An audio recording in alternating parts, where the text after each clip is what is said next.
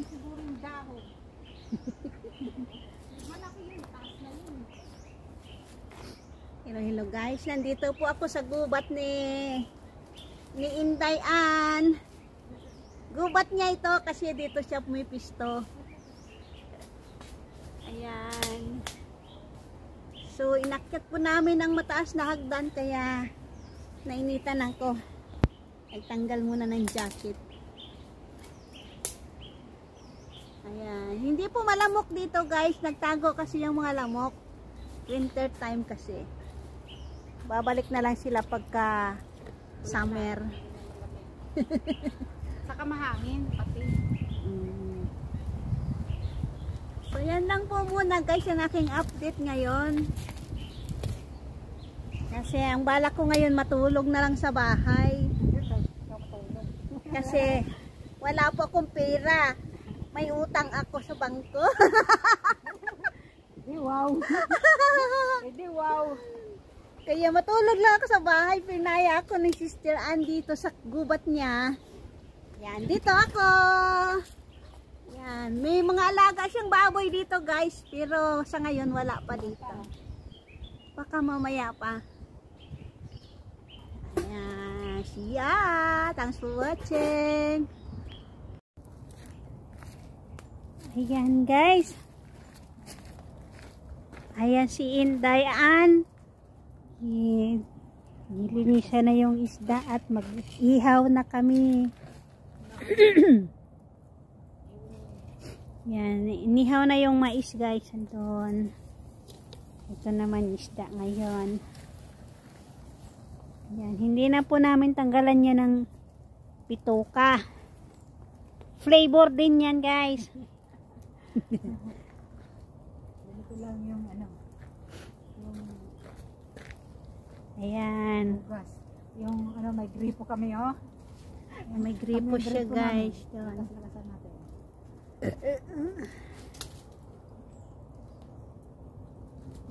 Mga Girl Scout. Dami isda ito. Oo nga. Wala, dapat may ganyan ding tinda dun sa amin. Para Wala palengke sa inyo? Hindi ka malapit sa palengke?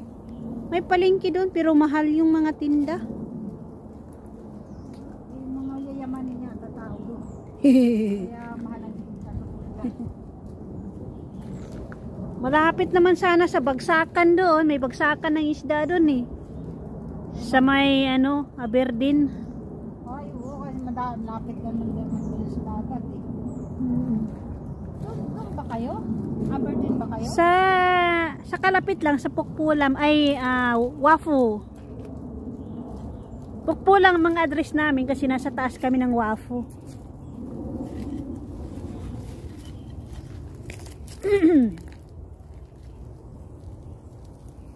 Ayan guys, ang babaeng Girl Scout. Yan. Gripo-gripo siya guys. Inigiban niya yan galing doon sa baba. Nakyat namin dito.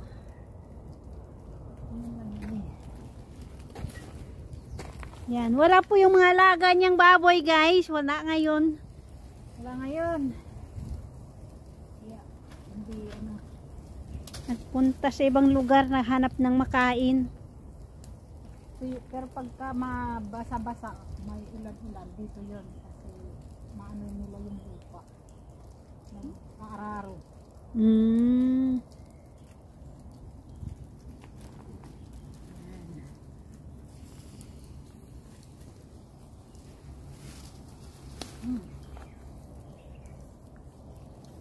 So ayan po guys, ang mura ng isda na nabili sa ano, sa palengke. 20 lang po, 20. 20 lang yung isda nila guys. Tapos ang dami oh. 1, 2, 3, 4, 5, 6, 7. 7, meron pa ba? Yan. 7, 2, 4, 2, 4, 6, 8. 8 pieces. Ayan guys, 8 piraso na mga alumahan guys, malalaki. Oh. May malaki ito eh. Alumahan po yan guys. Yung iba yung galunggong. Oh, hindi ko alam yung kalungin. Yan. Yan. Ang dami guys. So, 20 lang. Sana may ganyan din doon sa amin. Yan o, nasunog na. Ayun. Sige lang ang video. Hindi ko binaliktad. Nasunog na pala. Ayan.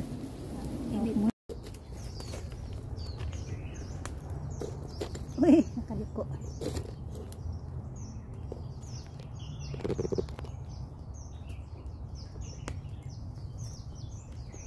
Konti lang alam kong pangalan ng isda eh. Basta bibili lang ako kakain na alam nung pangalan niya. Tutumba man tong aking kamera. Hindi nasa ano lang, level mo lang. Okay na siguro yan. Ayan, ayun. Hindi ka na makita. Ganun mo. Ayun, okay lang yun. Yung side. Saan side? Sa akin? Sa'yo nga, hindi ka nga nakita oh. Kikita naman ako. Wala ako. Gilid din ako. Gilid ka din.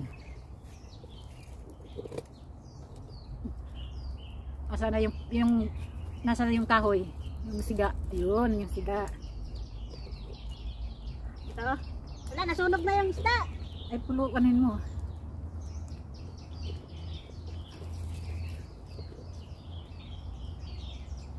Ayan. Ayan guys. Sarap ng kain. Sarap nga, ikaw pa nga ako makain. Ayun, gumulong na ang mga. Gumulong na lahat. Wala, dito na lang ito sa plastic. Sige, basta may malapagan.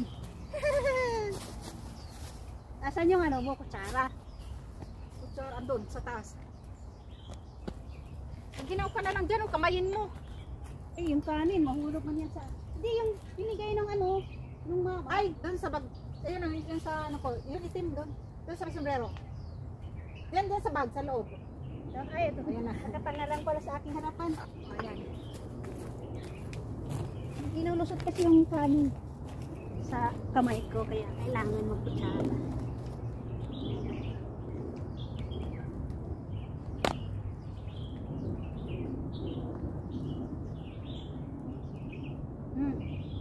Kanin na. Sige lang. Sige lang, di ka kain kanin. Thank you Lord sa kanin at sa ulam.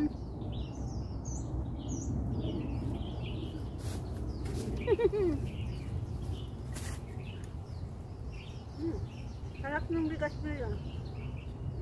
Mabango. Basta yung tindahan na yun, doon ako bumibili ng kanin. Sarap yung kanin nila.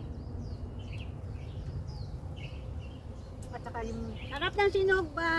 hindi buhaghag, hindi malatak.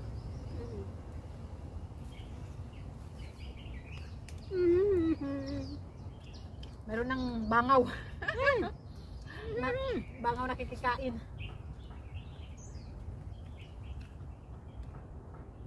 Ano, sinong bangaw? Busin natin yan. No!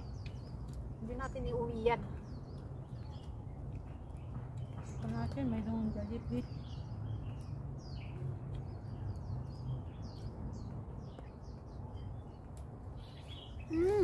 Sarap ng kain guys!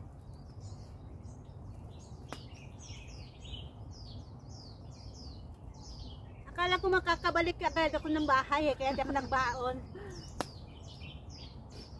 Masabit pala ako dito sa gubat.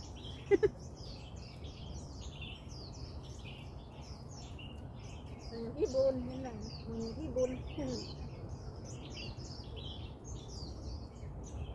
Minsan nagdadala ko yan ng saging. Sasabit yan sa puno. Para may tuka-tukain ba yung aso, ay yung aso yung ibon. Ay, iwan mo lang dyan. Nasabit ko sa mga puno. Ayos ah.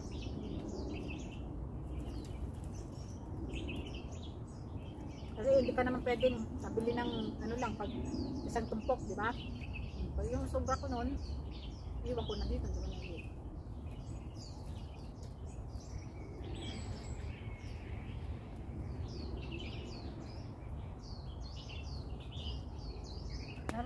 kain guys.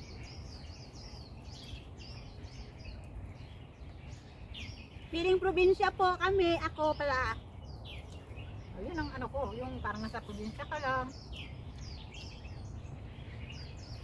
Lami kaayo. Yung pangarap ko yung buhay probinsya. Yung simpleng buhay lang. Hmm.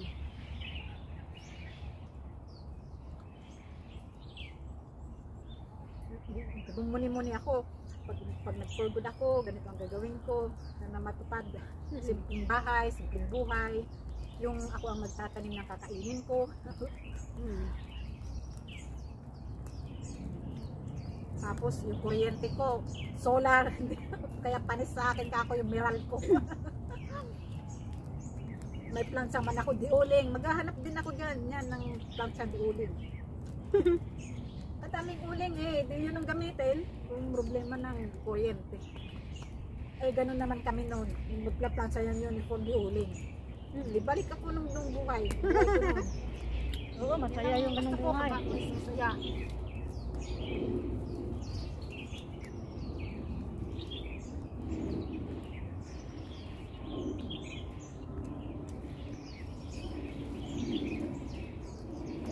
Sabi ko, Mamaya ulit. sabi ko ngayon eh,